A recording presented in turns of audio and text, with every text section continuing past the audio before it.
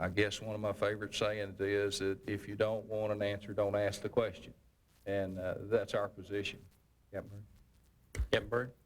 Well, I would echo Captain Cook's thanks to the committee, and we are honored and privileged to be here.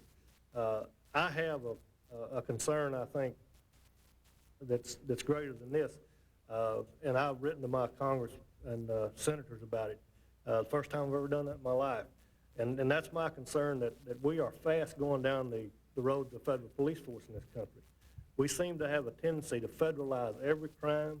Right now, everything from carjacking to evading child support is a federal crime in this country. You know, that really worries me. And I think in this kind of hysterical state we're in after Oklahoma City, that we have run a big risk of passing some very repressive laws that are going to be, in years to come, detrimental to our civil rights in this country. And as a law enforcement officer, I worry about that. I think that for law enforcement to be effective, it has to be accountable. And to be accountable, it has to be controlled at the lowest possible level.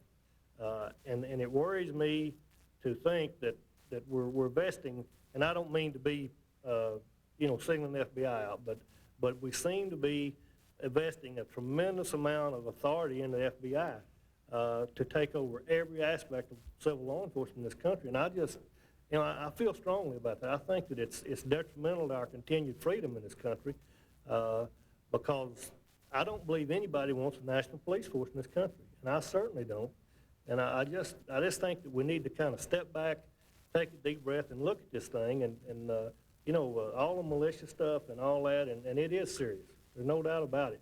But maybe we ought to try to figure out what has happened to disaffect so many of our citizens with our government. You know, what has happened over the years because these people are so just absolutely passionately hate the federal government. And, you know, people talk about being anti-government. I think sometimes I'm anti-government. You know, I don't like paying all the taxes I pay and a lot of other things, you know. And I resent the fact that I think every aspect of our daily life is intruded into some way by some level of government.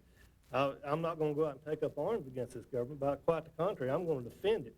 I'm going to defend the Constitution of Texas and this country as long as I can. But I just think that we ought to look at that. And I thank you for your indulgence on that, and I didn't mean to get on my soapbox. Thank you. Captain Byrd, you echoed what about every Ranger I've ever talked to said. Thanks for your comments. Well, and